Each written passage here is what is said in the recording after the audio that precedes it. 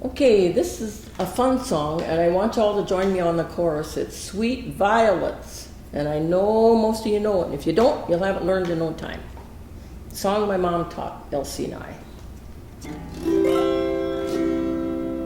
There once was a farmer who took a young miss in back of the barn where he gave her a lecture on horses and chickens and eggs, and told her that she had such beautiful manners that suited a girl of her charms, a girl that he wanted to take in his washing and ironing, and then if she did, they could get married and raise lots of sweet violets, sweeter than all the roses, covered all over from head to toe, covered all over with sweet violets.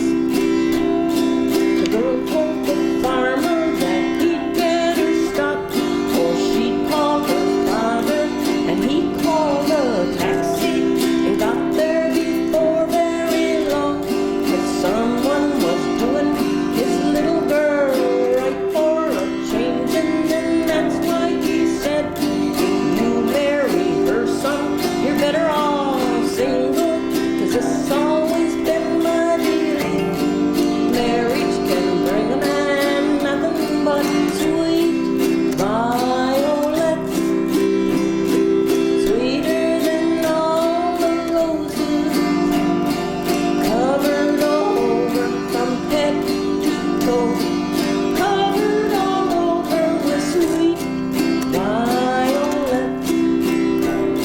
The farmer decided he went anyway and started in planning for his wedding suit, which he purchased for only $1.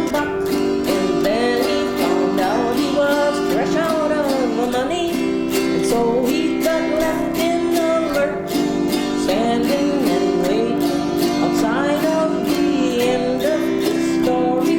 It just goes to show all a girl wants from a man is his sweet violets, sweeter than all the roses, covered all over from head to toe, covered all over with sweet violets.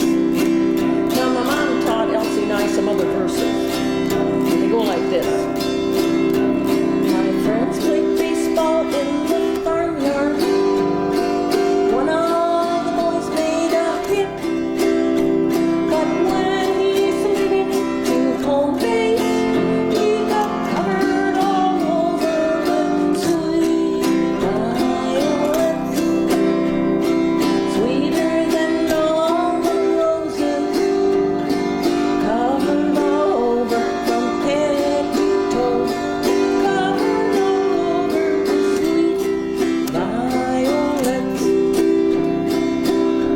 We fed the baby peaches, we thought she'd swallow a pip, but when we looked in the diaries, they were covered all over with sweet violets, sweeter than all the roses, covered all over from head to toe, covered all over with sweet violets.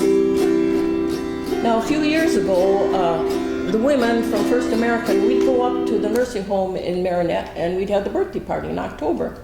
And Melva Heisey was in charge of it, and she says to me, sing some happy songs, Char. So this is one of them. And all those people in the back that were sitting there sleeping, they woke up and they sang it. We were having more fun with that song.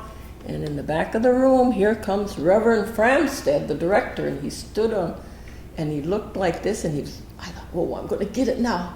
But you know, he came up to me afterwards, and he said he was sitting in his office. Whenever you sing in a nursing home, they broadcast the whole song through the whole thing.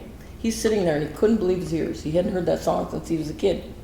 So he came up to me afterwards and he taught me this verse. My brother